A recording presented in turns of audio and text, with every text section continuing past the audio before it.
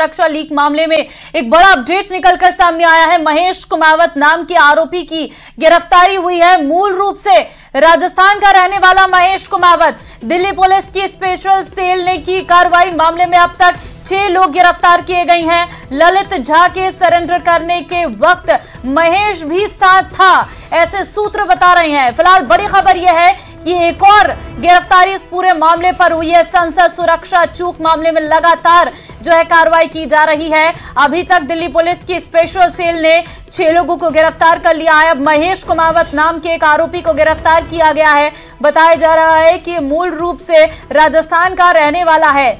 इसकी भी गिरफ्तारी दिल्ली पुलिस की स्पेशल सेल ने की है। बताया यह भी जा रहा है कि ललित झा के सरेंडर के वक्त महेश भी साथ था, ऐसे सूत्रों के हवाले से जानकारी सामने आ रही है। आपको बता दें कि संसद के अंदर जब कार्रवाई चल रही थी उस दौरान कुछ शख्स संसद के भीतर पहुंचते हैं और कार्यवाही में बाधा डालते हैं। एक बड़ी चूक का ये पूरा मामला था और उसके बाद लगातार इस पूरे मामले पर एक्शन देखने को मिला। 4 लोगों को मौके से ही गिरफ्तार कर लिया गया और उसके बाद लगातार इस पूरे मामले पर कार्रवाई की जा रही थी। यह तस्वीर भी हम उसी दिन की आपको दिखा रहे हैं जब संसद के अंदर किस तरीके से एक शख्स आता है और वो लगातार जो है वेल में जाने की कोशिश करता है और हालांकि उसे मौके पर ही दबोच लिया गया। संवाददाता शंकर फोन लाइन पे इस वक्त हमारे साथ हैं। शंकर, बड़ा अपडेट इस वक्त सामने आया है। महेश कुमावत नाम के आरोपी की गिरफ्तारी हुई है, क्या जानकारी? देखिए, निश्चित तौर पे कहा जा सकता है कि दिल्ली पुलिस की स्पेशल सेल के द्वारा जिस तरह से महेश कुमावत को गिरफ्तार किया गया है, ये इस मामले में एक अपने आप में बहुत बड़ी खबर है। और जिस तरह से संसद के अंदर और संसद के बाहर जिस तरह से एक सोची समझी साजिश के तहत वहां विरोध प्रदर्शन और जिस तरह से वहां पर हंगामे को अंजाम दिया गया था, इस तमाम मामलों की गंभीरता को देखते हुए जिस तरह से स्पेशल सेल की टीम इस मामले की तफ्तीश कर रही थी, तो इस मामले में पता चला था कि ललित झा का बेहद करीबी मित्र है महेश कुमावत, जो मूल रूप से राजस्थान का है। और इस पूरे साजिश को अंजाम देने में महेश कुमावत का भी एक महत्वपूर्ण किरदार रहा है। लिहाजा इन तमाम मामलों की गंभीरता को देखते हुए उससे विस्तार से पूछताछ की गई और पूछताछ के बाद आज औपचारिक तौर पर उसकी गिरफ्तारी की पुष्टि कर ली गई है। और जिस तरह से महेश कुमावत की अगर बात करें तो महेश कुमावत से जुड़े हुए तमाम कनेक्शंस को स्पेशल सेल की टीम जोड़ने में जुटी हुई है।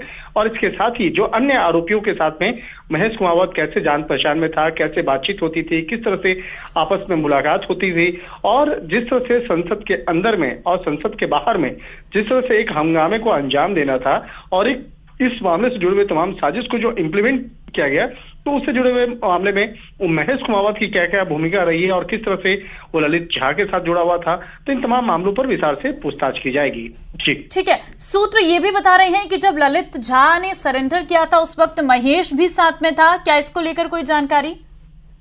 आपने एकदम सही सवाल किया है। जिस वक्त में ललित झा सरेंडर किया था 2 दिन पहले कर्तव्य पथ थाने पे, उस वक्त में महेश नाम के जो आरोपी है वो भी साथ में आया हुआ था।